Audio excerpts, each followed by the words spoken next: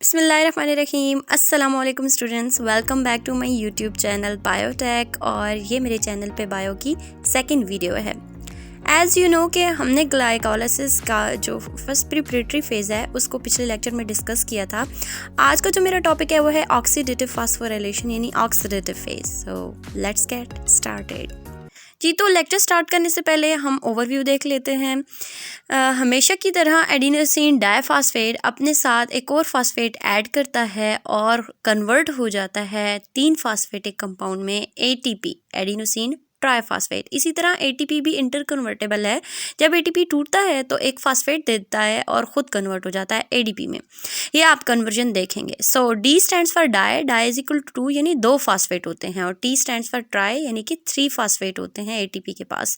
तो ये जब एटीपी यूज़ होता है तो ये डाई में चेंज हो जाता है, एडीपी में कन्वर्ट हो जाता है। चलिए जी, अब देख लेते हैं कि अकरेंस कहाँ पे है, यानी कि ग्लाइकोलाइसिस कहाँ पर हो रही है सेल में। तो ये मैंने एक सेल ड्रा किया है। इसके न्यूक्लियस से लेके इसकी बाउंड्री तक, आउटर मोस्ट बाउंड्री तक जो लिक्विड इन्वायरमेंट है उसको कहते हैं साइटोसोल। तो ये जो ग्लाइकोलाइसिस के तमाम स्टेप्स हैं, ये सारे के सारे स्टेप्स इसी साइटोसोल के अंदर हो रहे हैं।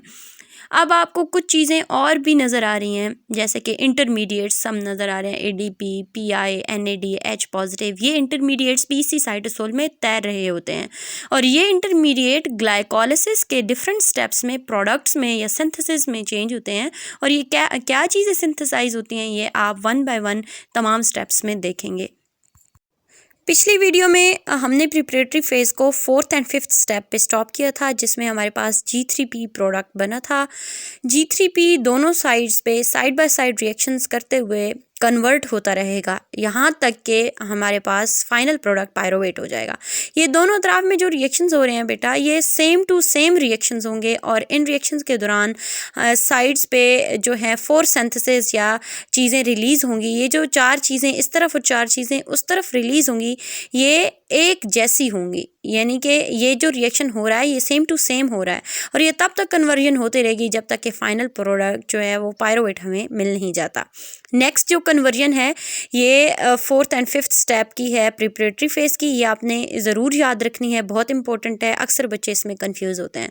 तो G3P जो है ये हमारे पास 3 कार्बन कंपाउंड है, जिसके कार्बन नंबर 3 पे फास्फेट अटैच है। इसी तरह जो दूसरा प्रोडक्ट हमें 4th स्टेप में मिला था वो DAP था, वो भी same to same 3 carbon compound था, सिर्फ कार्बन नंबर 1 पे फास्फेट अटैच था, यानी कि फास्फेट की अटैचमेंट डिफरेंट थी। अब आपने याद रखना है कि ये जो DAP है और ये G3P है, ये 4th और 5th स्टेप के प्रोडक्ट्स हैं, जो कि प्रिपरेटरी फेज़ के लास्ट स्टेप पर हैं। ये DAP जो है ये इंटर कन्वर्टेबल है। इंटर कन्वर्टेबल का मतलब है ये DAP G3P में कन्वर्ट हो सकता है। ये कैसे कन्वर्ट हो सकता है कि ये जो कार्बन नंबर 1 पे फास्फेट है, ये कार्बन नंबर 3 पर शिफ्ट हो जाएगा। जब ये कार्बन नंबर 1 से 3 पर शिफ्ट होगा तो इसका स्ट्रक्चर सेम टू सेम कैसे हो जाएगा, G3P की तरह हो जाएगा। अब हम इसे G3P कह सकते हैं। ये इंटर कन्वर्टेबल से होने से हमें जो है वो G3P प्रोडक्ट मिला है। अब दोनों अतराफ में क्या हमें मिल गए हैं, G3P। ये 4th और 5th स्टेप में भी मैंने G3P बनाए हुए हैं। अब ये वाला पॉइंट आपका इस कन्वर्जन से क्लियर हो गया होगा, होप सो। अब मैं स्टार्ट करती हूँ ऑक्सीडेटिव फेज़ को। ऑक्सीडेटिव फेज़ में जो G3P ऐड हो रहे हैं दोनों तरफ, ये 4th एंड 5th स्टेप से आए थे प्रिपरेटरी फेज़ के, एज़ यू नो। तो ये G3P जो दोनों साइड्स आए हैं, ये नेक्स्ट अब स्टेप नंबर 6 में जाएंगे, और स्टेप नंबर 6 में एक एंजाइम इन्वॉल्व है। हमेशा की तरह एंजाइम काम कर रहा है। ये एंजाइम 2 काम करता है। पहला काम इसका क्या है कि ये जो सेल के अंदर डिफरेंट इंटरमीडिएट्स हैं, जैसे कि PI, NAD, ADP, H positive, ये आपने सारे इंटरमीडिएट्स पहले भी मैं इनको डिस्कस कर चुकी हूँ, आपने देखे हैं।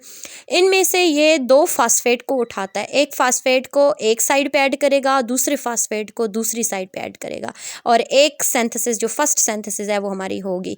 अब ये क्या करता है कि ये एंजाइम एक फास्फेट को उठाता है, इसको एक साइड पे जाके ऐड करा देता है G3P के, और दूसरे को दूसरी साइड पे। अब ये फास्फेट जाके कहाँ लगेगा, देखिए कार्बन नंबर 1 पे जगह खाली है, तो ये कार्बन नंबर 1 के साथ जाके अटैच हो जाएगा। दूसरी तरफ भी ये फास्फेट इसी तरह एंजाइम अटैच कराता है G3P के कार्बन नंबर 1 के साथ, चूँकि कार्बन नंबर 1 पे क्या था, जगह खाली थी।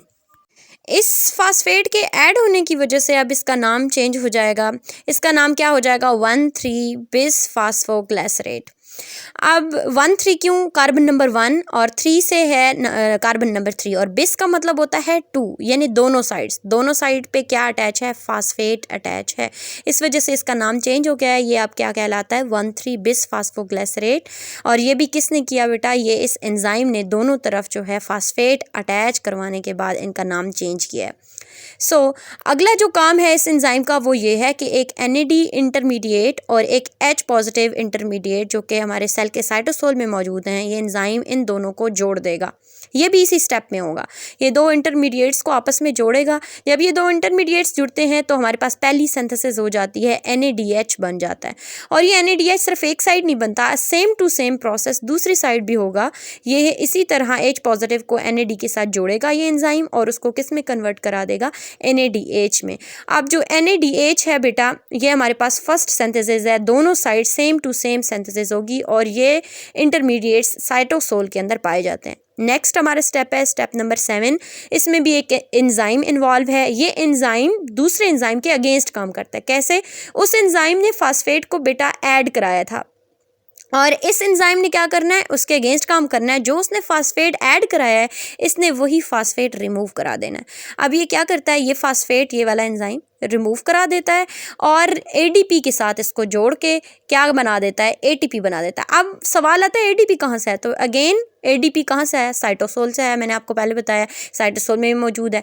जब ये ADP PI के साथ मिलता है तो ये ATP में कन्वर्ट हो जाता है, और ये कन्वर्जन भी मैं आपको सबसे पहले ओवरव्यू में बता चुकी हूँ।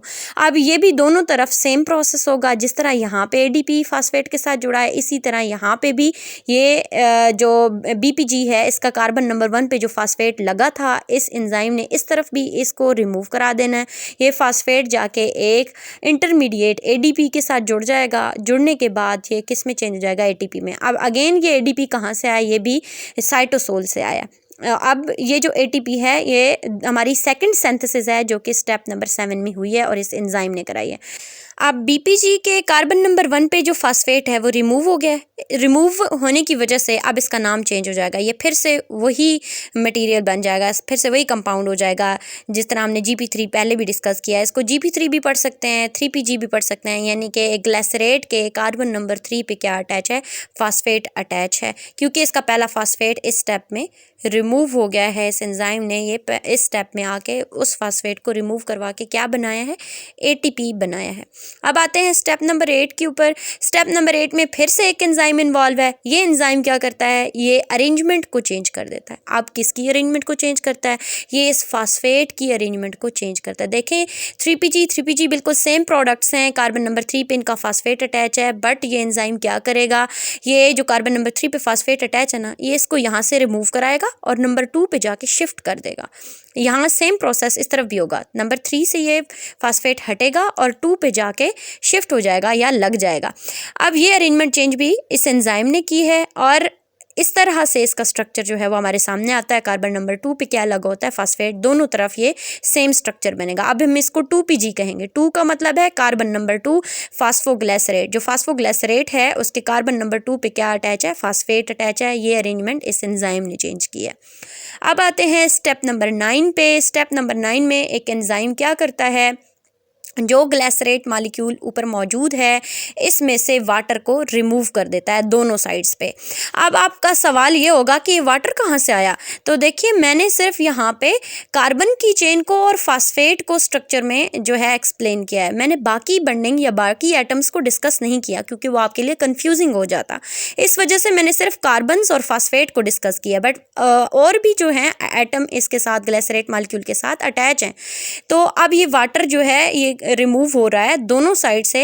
ये कौन कर रहा है, स्टेप नंबर 9 में एंजाइम कर रहा है। जब ये वाटर यहाँ से ग्लिसरेट मॉलिक्यूल से रिमूव होता है तो अब हम इसे 2PG नहीं कहेंगे बल्कि पेप कहेंगे। देखने में ये वही स्ट्रक्चर है। इसी तरह कार्बन नंबर 2 पे फास्फेट अटैच है, उसी तरह ये 3 कार्बन की चेन है, दूसरी साइड भी इसी तरह 3 कार्बन की चेन है, कार्बन नंबर 2 पे फास्फेट अटैच है। पर वाटर के रिमूव हो जाने की वजह से इस एंजाइम की मदद से अब हम इसे क्या कहेंगे, पेप कहेंगे, फास्फोइनोल पायरोवेट कहेंगे। पेप हमारे पास एक इंटरमीडिएट आ जाता है। नेक्स्ट आते हैं स्टेप नंबर 10 जो कि हमारा लास्ट स्टेप है। इसमें ये एंजाइम क्या करता है, ये जो सेकंड फास्फेट आखिरी फास्फेट बच गया है, ये एंजाइम इसको यहाँ से रिमूव करा देगा। अगेन रिमूव करा देगा, साइटोसोल में एडीपी मौजूद होंगे, उस एडीपी के साथ वो फास्फेट जुड़ जाएगा। जब एडीपी के साथ फास्फेट जुड़ता है तो एटीपी बन जाता है, जो कि हमारे पास फोर्थ रिमूवल है। थर्ड रिमूवल वाटर था, फोर्थ एटीपी है या एटीपी की सिंथेसिस होती है। सेम इस तरफ भी ऐसे ही होगा। ये एंजाइम क्या करेगा, जो कार्बन नंबर 2 पे फास्फेट है उसको ये रिमूव कराएगा, एडीपी के साथ उसको जोड़ेगा और ये क्या बन जाएगा, हमारे पास एटीपी बन जाएगा। अब ये वाला स्टेप भी आपने याद रखना है कि ये सेम टू सेम दोनों साइड्स पे हो रहा है। अच्छा, अब आप देखें कि दोनों तरफ जो है सिर्फ सिंगल कार्बन चेन बच गई है। इस तरफ भी सिंगल कार्बन चेन है जिसको हम क्या कह रहे हैं, पायरोवेट। कोई भी फास्फेट इसके साथ नहीं जुड़ा हुआ, सारे फास्फेट रिमूव हो चुके हैं जी। तो सारे स्टेप्स यहाँ पे कंप्लीट हो चुके हैं। अब आते हैं नेट सिंथेसिस के ऊपर कि तमाम ग्लाइकोलिसिस के स्टेप्स में हमें क्या क्या चीज़ें टोटली जो हैं वो हासिल हुई हैं या कौन से प्रोडक्ट्स हासिल हुए हैं, कौन सी चीज़ें रिलीज़ हुई हैं बेसिकली। तो देखें 4 एटीपी हमें मिले हैं, 2 एक साइड से मिले हैं, 2 एक साइड से मिले हैं, तो टोटल एटीपी कितने हो गए, 4। फिर वाटर कितने रिलीज़ हुआ है, दोनों साइड से एक एक मालिक्यूल जो है वाटर का रिलीज़ हुआ है, तो टोटल हो गया 2। कितने NADH रिलीज़ हुए हैं, 2, दोनों साइड से 2 एक एक NADH जो है वो रिलीज़ हुआ है। नेक्स्ट आते हैं पायरोवेट। तो लास्ट प्रोडक्ट जो हमें मिला है 2 पायरोवेट हमें मिले हैं और यही हमारा फाइनल प्रोडक्ट है इस पूरे ग्लाइकोलिसिस का, जिसके लिए हमने इतने ज़्यादा स्टेप्स देखे। यहाँ तक ग्लिसरॉल के तमाम फेजेस कंप्लीट हो चुके हैं। Hope so it will worth it for you. और इससे रिलेटेड अगर आपका कोई भी क्वेश्चन हो तो आप कमेंट बॉक्स में मुझसे पूछ सकते हैं। Definitely I will answer you. मेरे फर्दर वीडियोस को देखने के लिए मेरे चैनल को सब्सक्राइब कर लें। Have a blessed life. अल्लाह हाफिज़ स्टूडेंट्स।